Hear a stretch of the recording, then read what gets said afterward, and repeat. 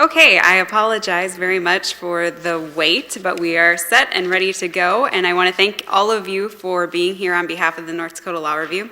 My name is Beth Alvine, and I am very pleased to introduce our next two speakers who are experts in the area of domestic violence, and because we had a delay, I will not go into their full bios for you. You can read those in your pamphlets, but it is my absolute pleasure to welcome Glen Hase and Lieutenant Duane Sall, and they will be speaking to us today about law enforcement efforts in response to domestic violence and sexual assault. So I will give them the floor. Thank you.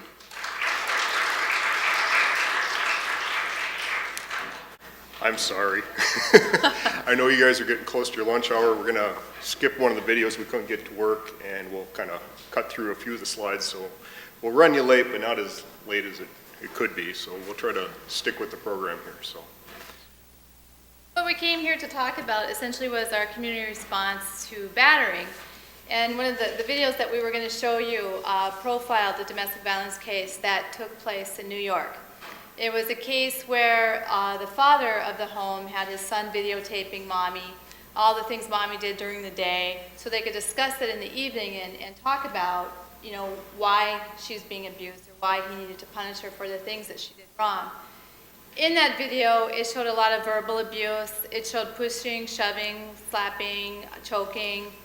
You could tell this is something that had gone on in that home for quite some time.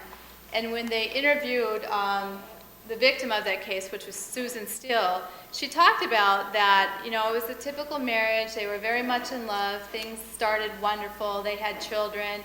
And the violence didn't start until after they had their third child, and I believe her husband became unemployed.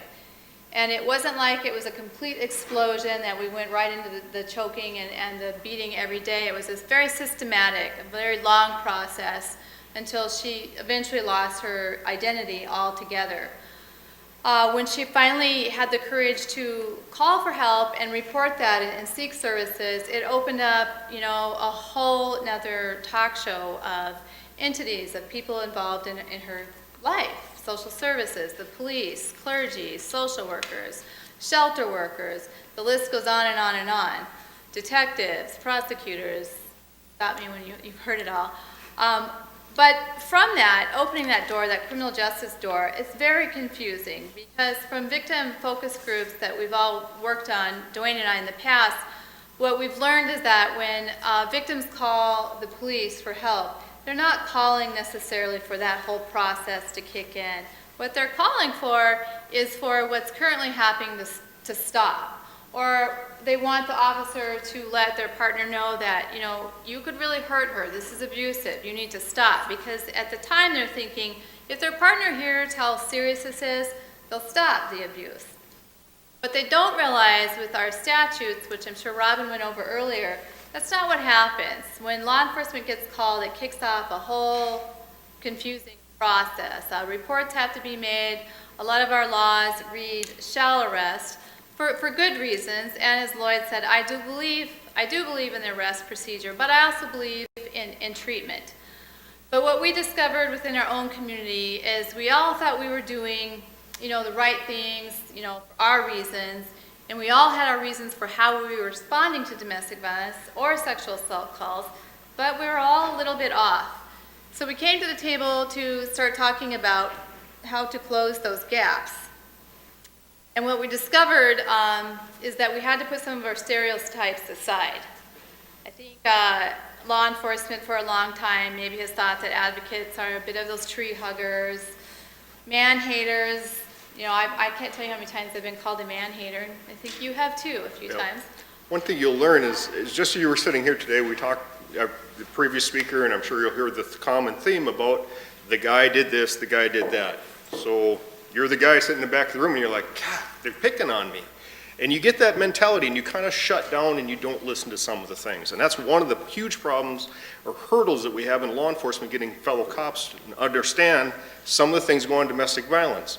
And they don't look deep into what's going on behind the scenes, understanding the power and control wheel and things like that. Because they're just hearing the guy did this, the guy did that, the guy did this.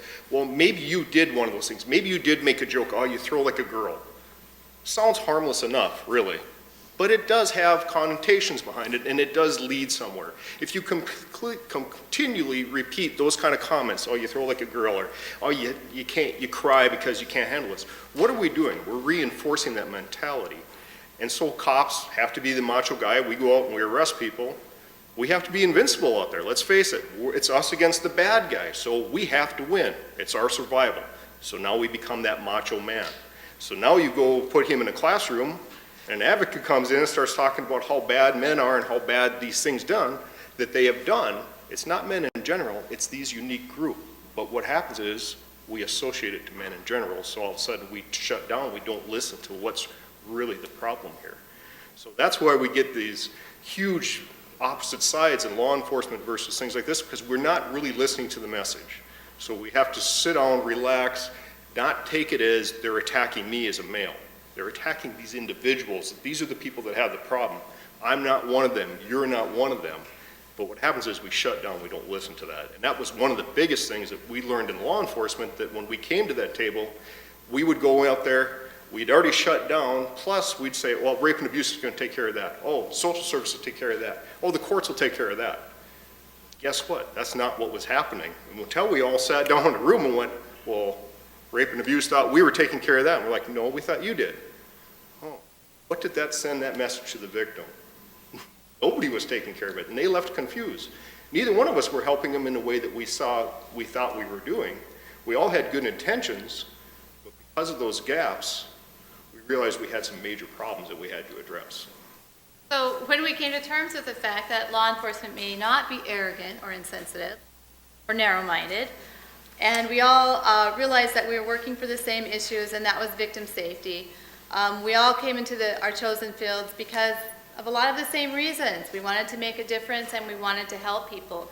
But we needed to sit down and figure out how to close some of the gaps that we were experiencing and work towards that goal of holding offenders accountable and keeping victims safe. So some of the things that were very common that we shared with them is as far as getting protection orders and having arrests made, we all had to work under the same definition in North Dakota, which I'm sure Robin went over that extensively, so I won't read that to you. But that's the definition of domestic violence that we all work under in North Dakota. Now, as far as counseling and receiving services at CVIC or rape and abuse, our definition is much more broad. We would be including emotional, psychological definition. But for legal purposes, this is what we're working with.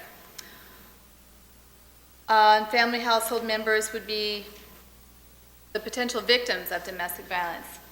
We were also working with the same issues as far as power and control. And what you'll see in those relationships as far as that use of power and control, the batter over the victim, you'll also see them using those same situations with law enforcement, with divorce attorneys, with judges, just in a different format.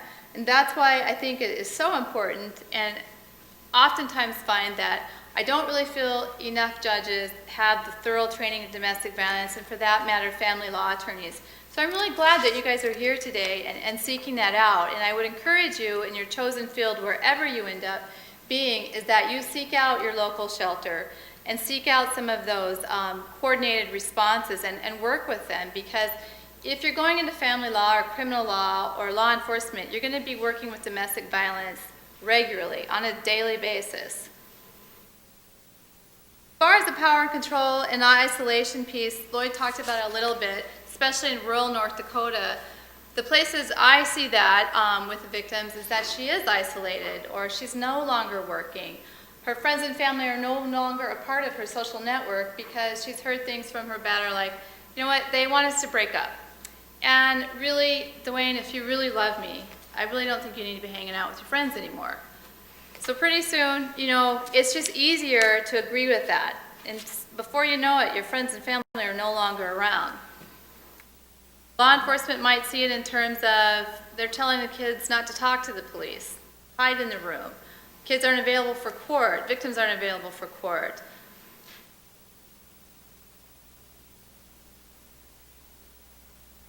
Intimidation.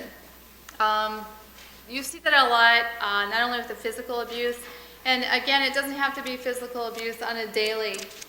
It has to maybe be one incident. And all it takes is a look for me to remind you of that incident, or even a word to take you back to that incident where maybe you were physically assaulted and thrown to the bottom of the stairs. Law enforcement see it when they're responding to those calls quite often, where they're trying to get one up on the officer.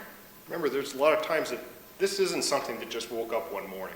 It is a systematic breakdown if they take away the identity, the person, and who they are. So they are very good at manipulating. And so the same thing applies when law enforcement shows up. First off, we're in your home.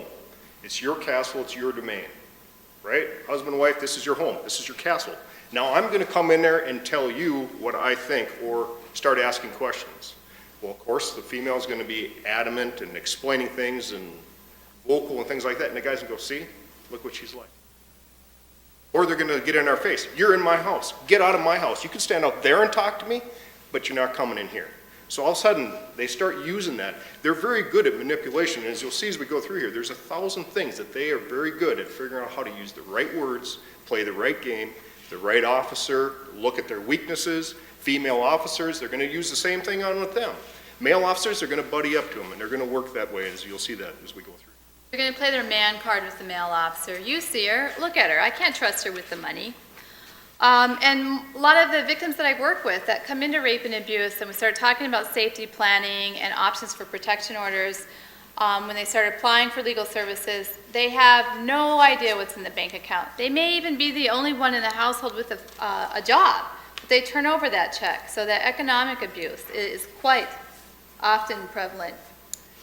Male privilege, we talked about, that ownership language, my house, my wife, my kids, and like I said, they'll use that with the officers as well.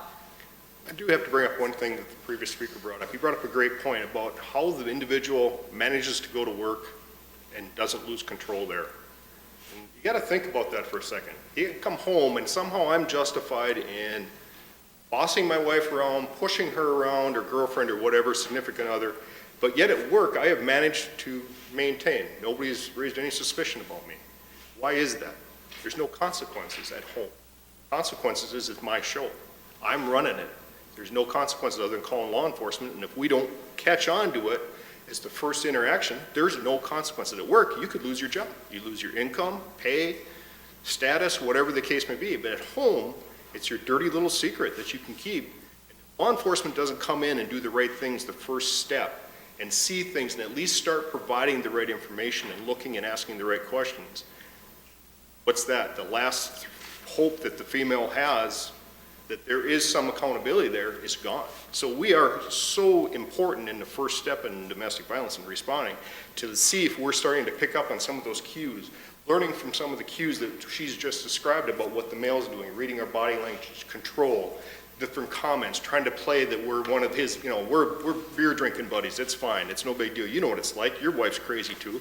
And all of a sudden we start letting our guard down. And we're not thinking, just as I alluded to in the very beginning about shutting down, like, oh yeah, well, we've all had a bad day, every one of us, male or female, it doesn't matter. And do we take it out on somebody? It's how we deal with how we take it out and how we respond to that is the difference between violence. But you have to understand that and see that, and we have to look for those things on those calls, which sometimes we don't do. We get calls building up, we're used to dealing with black and white cases in law enforcement.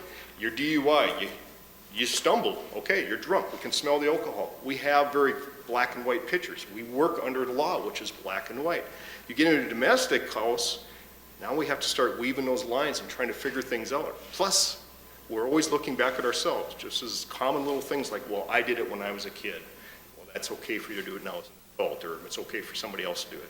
There's differences, our societies change, education's changed, so we have to keep preaching those things, and that's where when we had those assessments and we started working together, we learned that we weren't catching a lot of those things. Interviewing. And these aren't just tactics that are used in their home. They're used throughout the system. Threats in the home don't necessarily have to be the physical threats. They can be threatening to harm the animals, threatening you, that if you don't follow the rules, how I've set them up, you can get out, but you'll never have these kids.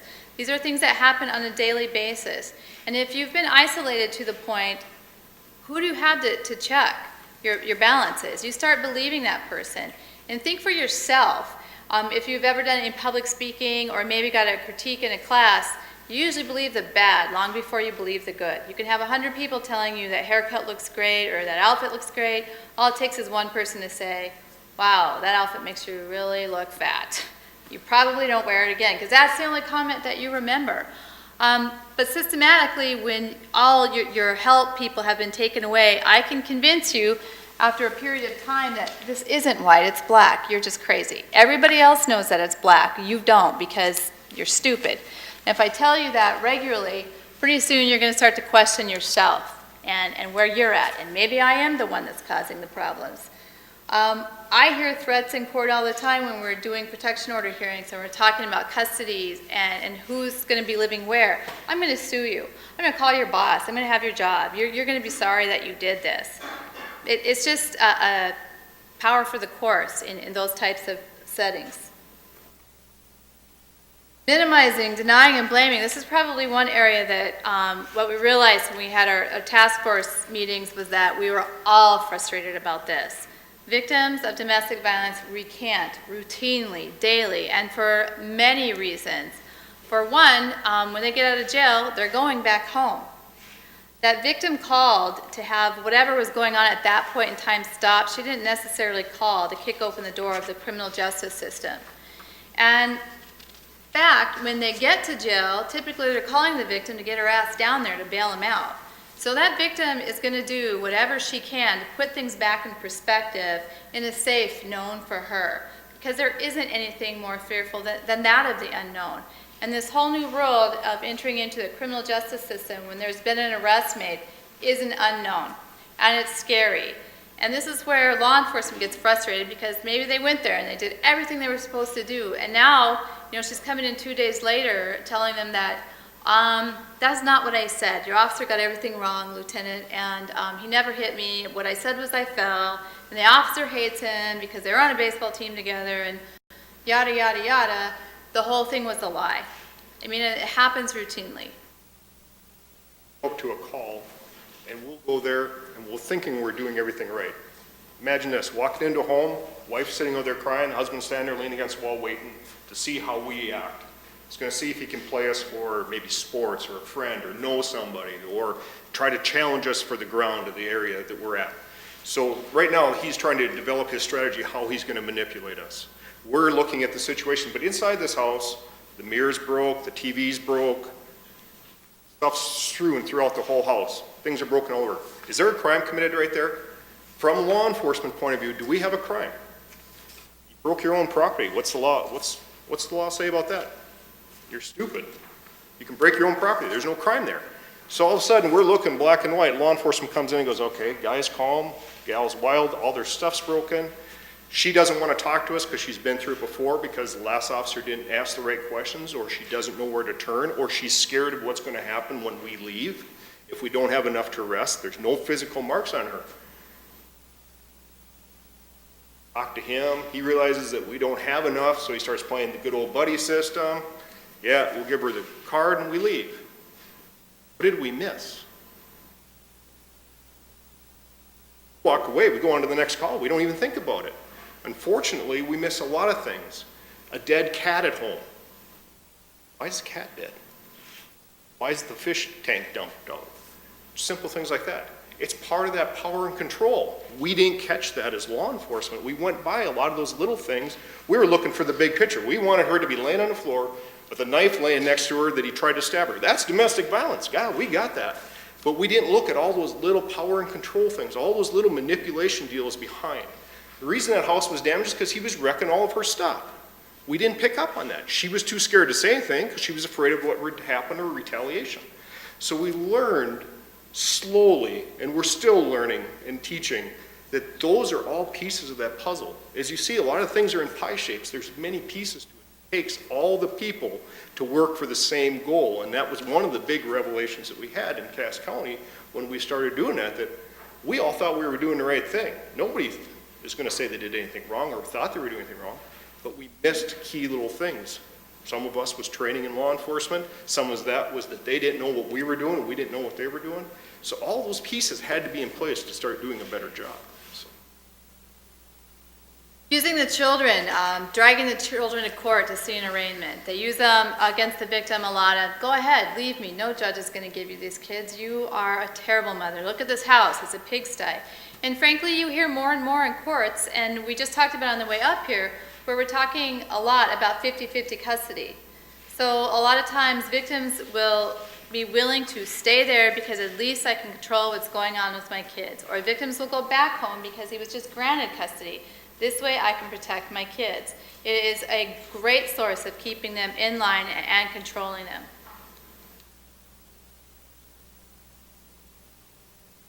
So after all of our discussions and what can we do, what should we do, what tools are available, what's effective, what's not effective, we could talk about that for a week, frankly, and it may not come to the same conclusion. But what we started doing in our agency or in our community is working with the danger assessments. Now we talk a lot about domestic violence, he, she, we use victims, primarily the she frame. I'm not saying that women can't be violent. They can be violent, and they often are violent, and they often are charged with domestic violence. But when you really dissect those domestic violence cases, what you find is that the women are using violence for different reasons than the male perpetrators. And looking at the numbers of who's committing the acts of battering and violence, we still primarily are dealing with male perpetrators 90% of the time. So because of that, a lot of the studies that have been put in, these danger assessments to determine the level of risk, are focused on female victims. Along with that danger assessment, we started doing domestic violence worksheets. That was one of the things that came out of our training when we all sat down together and put all of our resources on the table to talk about it.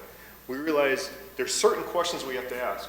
In a DUI, which is a very common thing to deal with as far as law enforcement, we have steps A, B, and C that have to be fulfilled. When we get into court, the defense attorney is going to come at us with those A, B, and C and make sure we did not deviate 1 inch from them. Because if we missed one spot, they're throwing the whole thing out. Even though the guy was still drunk, it doesn't matter. We missed a procedural step, and that's enough to throw it out. What we were realizing in domestic violence is we didn't have those A, B, C steps. We didn't have that to present to the attorneys or to the judges that we hit consistently all these steps.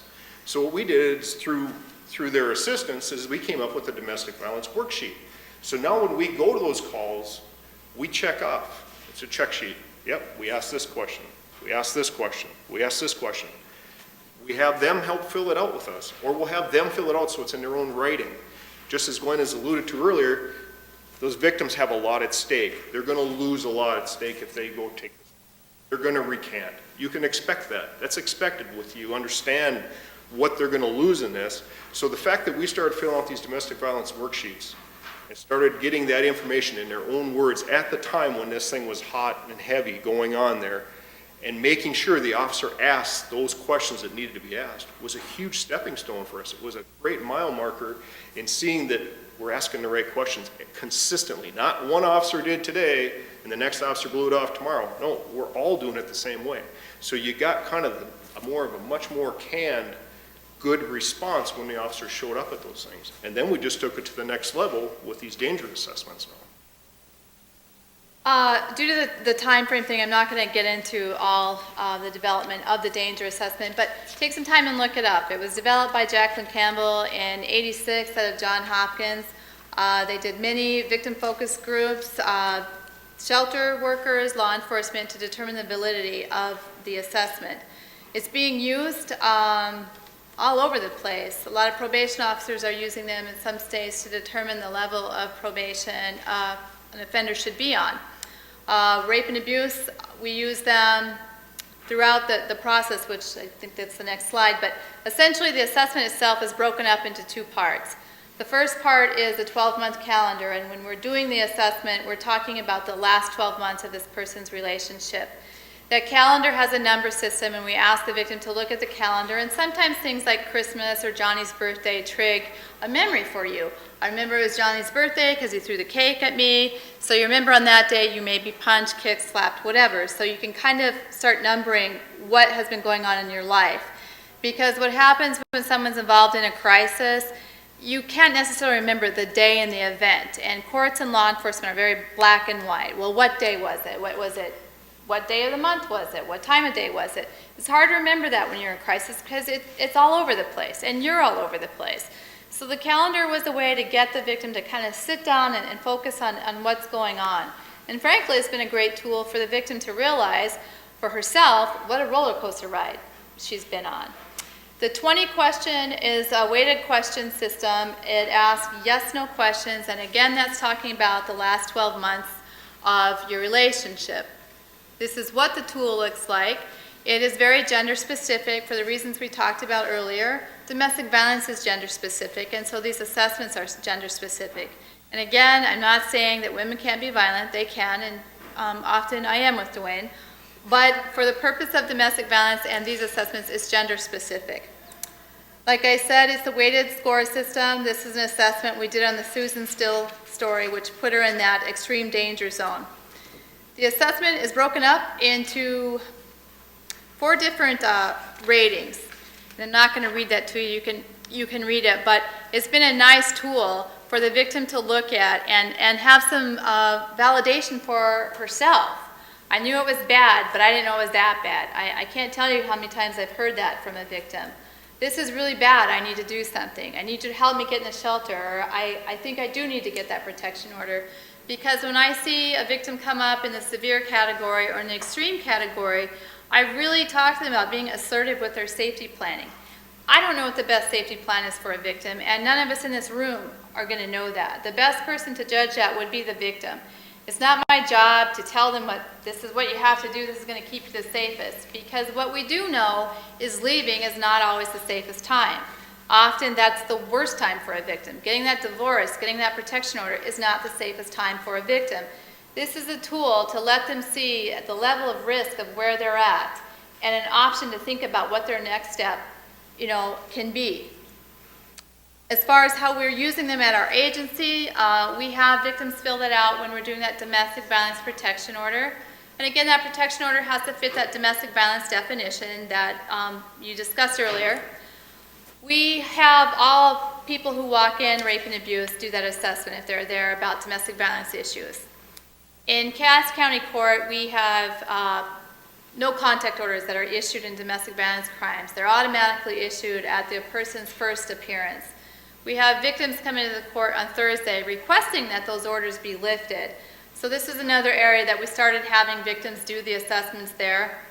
No one's going to be honest at court, and you'll see the numbers here in a little bit. The best time for this tool is really out in the field or in your private setting in your office. We do them in the emergency room. We do them with follow-up interviews with Fargo PD and the Sheriff's Department, and currently West Fargo, who I have to say is leading the team. They're doing them in the field in their domestic violence calls. Remember, North Dakota, every homeowner has a gun. So we went to those calls and we started asking those questions, or those hodgepodge of questions because we weren't organized. You have weapons? Yeah. Well, we heard that in every call, so what does that do? Desensitizes us. Everybody has weapons. I have weapons, you have weapons, we all have weapons. So that's not an issue to us anymore. Now as we start looking at the danger assessment, we're like, oh, it's not that he has a weapon, it's he's hit SES in about 10 other or 12 other categories. Now we have something we need to look at. We need to pay attention to this so for us to grasp out something that was just a common flailing through a domestic. So this was one of the great tools for us to start looking at, this person really is in danger. We need to look at this one. Instead of always being law enforcement reacting to everything, showing up to the homicide, showing up to the crash, the fatality, we could actually be proactive and start looking like, hey, we can maybe help this person get them out. Have the tools here to show them that there is some danger here. And us just saying, well, he's got a gun, it could be bad. There's actually something here to it. And you look at the scoring system, the NCO, that's where the court's doing them when the victims come in on Thursday to ask that those no contact orders be lifted. And amazingly, that's when all their scores are 1 or 0 or, under 8. They're not going to be honest there for obvious reasons. We know that, but it's yet another way to get information to some of them who may not have it. So they take that assessment, we talk about safety, we give them a copy of their assessment and safety plan to go home with, And often we'll get calls back later like, you know, I went home and I really looked at that and really my score is an 18 and I'm kind of scared, can I come in? So one thing about that assessment being the most powerful and useful is when you can give them that confidentiality and they have the option to do that. Like I said, they're very effective in the field, as you can see, West Fargo. And again, these, I didn't tell you this, but these 297 assessments were gathered in a 6-month period. Some of the numbers are a little more than others because it was a new process that we started in April. So as we moved along with it, we're like, oh, we should add this or we should add that. So the last 6 months, we've been doing all of where we talked about earlier, the protection orders when people walk in. Our counselors have had clients do them. So that's where we gathered the numbers from in the last 6 months. And again, you can see in the court system, we've already lost that opportunity for them being the most honest. So it's kind of a push to have those assessments done in the field. It is not a fixed score. It is not, you know, a be-all, end-all. Risk changes daily as life goes on. Risk factors change, and that's something that we need to remember. This is not, you know, one tool fits all either. It's one tool out of many that we should be using when we're talking about safety. And with our own community, we're always evolving and looking for the, you know, what should we be doing next? What can we do better? And so it's something that when you have that committee, it's not a matter of, okay, we're done. We did a good job, pat ourselves in the back and leave. It's something that we need to keep evaluating and reevaluating to determine what other gaps are there. And rather than the talking heads sitting at the table discussing what we think the gaps are, the best way to find that out is probably to have those victim-focused groups, which is where we found out some of our most effective information of where we were having the gaps and where we have the problems. And some of the information that we got back from those victim-focused groups were we didn't know about rape and abuse. You know, and officers assume, and we're assuming, well, they're handing out those cards, so that's something that they closed the gap. We never got information from rape and abuse was another complaint we got back from victims. So we stepped our end up by we need to make sure that we get a hold of everybody that we can from those domestic violence reports or arrests and let them know what our information is. But it also let the officers know that, guys, we need to make sure that we're getting the correct phone numbers because everybody has a cell phone today. We can't just depend on whatever pulls up on their computer and enter that into the system because more often than not, they've moved or there's a new phone number or they have a track phone, so forth and so on. So we all try to step up our game to close some of those gaps.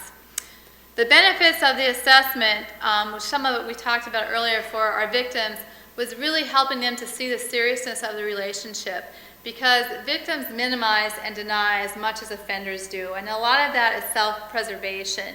It's not that bad. And when you're living in that box of this and you're somewhat isolated, you start to think, maybe it was me, it's not that bad. Today he wasn't that bad. You know, when you have your friends saying, you know, Duane is bad. You never see your dad, you never see your family, you don't have any friends. You have to call and ask his permission to go out. It is bad. My husband's not like that. But when you're living in that, you don't realize it for what it is. So it was a way to help victims see where they're at. It also helped us to develop a more comprehensive safety plan for them and to know that people that were scoring in the higher range, maybe they need some more follow-up. And law enforcement is very black and white. They like things in that nice black and white package. So it also, you know, helped them to see that in a more systematic black and white process. It also helped them as far as getting those lethality questions out there, which, you know, after a while becomes secondhand, but it's a good reminder. And I think Lloyd talked about it. You might get a victim to say no to one question, but the way you ask the question. If I were to ask a victim, were you strangled by your partner? No, I wasn't strangled. I'm talking to you now. Did your partner choke you? Oh yeah, he does that all the time. So it's just asking questions like that to get the answers that help give us a more effective tool.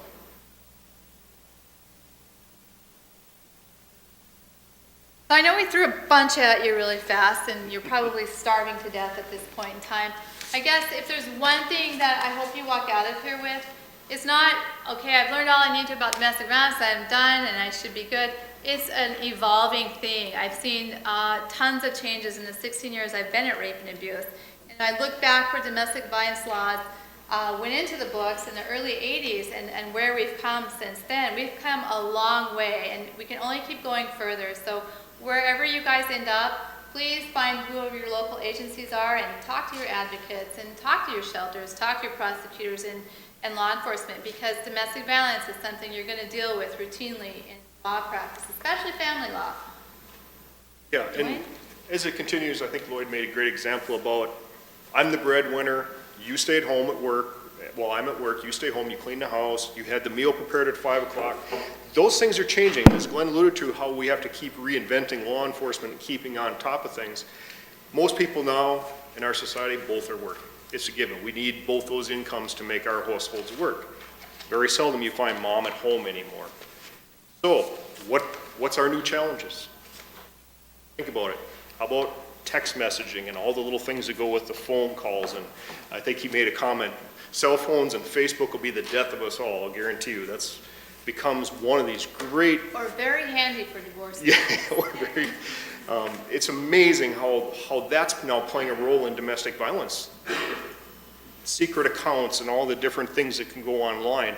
That's opened a whole new door that we have to start looking at different things. Same sex, I heard that question with Rob earlier. Another one, we have a lot of new Americans in Fargo-Moorhead.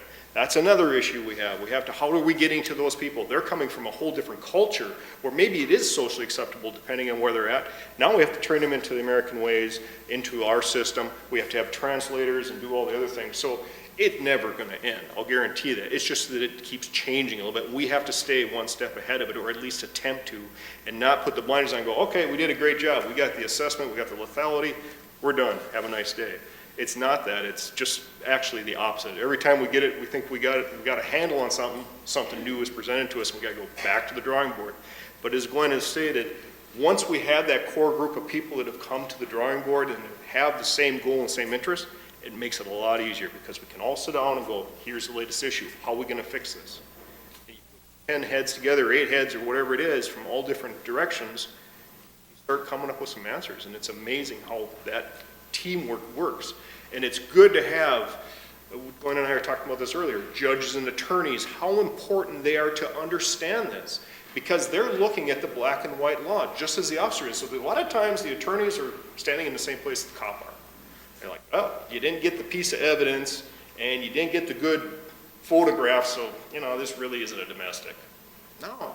If you know what domestic violence is, and you looked at this behind the scenes and looked at the bigger picture, what we put in the report, what that broken glass meant on the floor, that it was her keepsake from her grandma from 100 years ago, all of a sudden, bells start going and going, oh, so we have something here. We need to make sure when you put your group together or you get out there, look at being a part of that group, and being an attorney or a judge is very important to be in that. You don't have to sit there and run the whole show or be the person that's going to get picked on. At the same time, your input and just your understanding of what we're dealing with is so vitally important to making that outcome what we all want. The best group, it's not about, oh, Leah does this wrong all the time. Leah throws everything out, dismisses it, and Leah's the problem of our domestic violence issues. But it's more of a systematic thing. So we need to leave that baggage and that judgment piece at the door, and systematically, how can we close this gap and make it better? Why do cases get amended? Why did law enforcement not get that information out? Or why did rape and abuse not contact that victim? So really, once we got past that, things moved along fairly well. That being said, do you have any questions? That's a great question. And obviously I can stand up here and tell you what you want to hear, or I can tell you what I think. But the reality is, and right now there's a case going on in Fargo that just made the national news. And it's going like fire because it's out of Maricopa County out in Phoenix. And it's with a cop who actually came to North Dakota. Him and a co-worker, both law enforcement, drove straight through the night to North Dakota to beat up a guy that he had an affair with his wife when they were in the process of a divorce. And then snuck back out to Arizona, left the guy for dead. Well, we just finally got him arrested out there through a warrant, and it took us over 2 months to get that case. And it's a cop. So with that, we also had one in our own department. We had an officer involved in domestic violence in our own department that we actually terminated. You got to look at it from this way. When we're in this profession, we're out enforcing laws, we're held to a higher standard, simple as that. We are. If I have the right to arrest you for driving under the influence, It doesn't mean I should get to drive drunk. And we shouldn't get away with that. Does it happen? Yes. I'll be flat out honest, it happens. Is it right? No. When we get to domestic violence, it's a very different turn. Law enforcement is like, we don't do that stuff. That's not right. And there's so many checks and balances through hierarchy of a department. Now, I can't talk about a two-man department, but once you get out of a two-man department, there's steps and checks and balances that there's no way I'm going to jeopardize my career to cover for that fellow officer. There's a book of rights that's out there for law enforcement. It's a national book, and I think it's on its 6th edition now, and it's about that thick. If you even page through it, the cop that gets into most trouble isn't the one that did the act, it's the coworker covering for him. Because what happens is, they come in and go, yeah, I did it, I'm sorry, and they try to take their lumps or try to minimize it. It's their partner that's trying to protect that thin blue line, as you call it, that stands there and goes, nope, I didn't see anything, don't know nothing. Well, guess who we hang? Because he lied. That's the one we're going to get. We'll deal with the guy that has the problem, because he admitted, just as if you meant an alcohol or drinking problem, you have an illness, we're going to address that. We still may fire in the end, but we got to go through some steps. The guy over here that flat out lied covering for someone, he's done. Ethics, he's done. Every department has an ethics. As soon as we catch you in a lie, you're done. You can't testify in court, there's way too many things. Yeah, I was just going to say about the But it's still a very tough position for a victim to be in. In 2003, chief of police in Tacoma, Washington, shot and killed his wife, which opened up a whole book of policies when law enforcement is involved in domestic violence. It is a serious problem, and it puts a lot more pressure on the victim. You know, if I report this, he's going to lose a gun, he's going to get fired, so that's a whole lot more roadblocks for her to get out of. Departments do have policies in place to deal with it, but it's not a surefire. Right. State of North Dakota came out with a model policy for domestic violence, and it's a rather thick book, and you can take pieces of it and put it into your agency. One of the pieces of it is a separate section strictly on law enforcement domestic violence. So we can address that. We actually have a policy and procedure in place to address that. I'm hoping that kind of gives you a direction with it, that we do address the problem. We do have special things set up to deal with it if it happens, if it comes to departments, that we try to deal with it accordingly. So. Yes. No, they're not required to do that. How we've set it up in Cass County, I go up to the state's attorney's office every Thursday and meet with them. And it's just another avenue to give them some information about safety and our services and talk with them about what's available.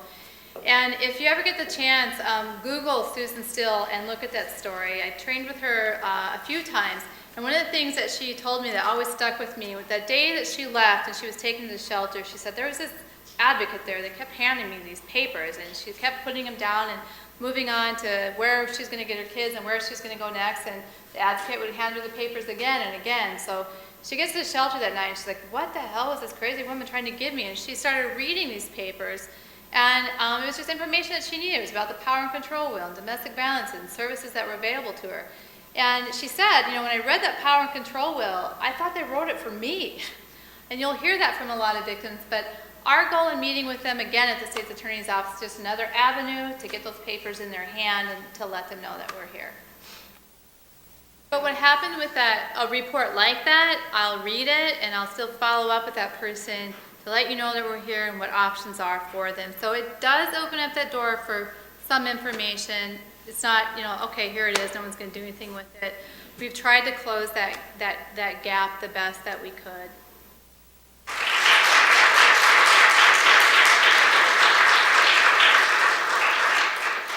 Thank you guys. Sorry we did go over.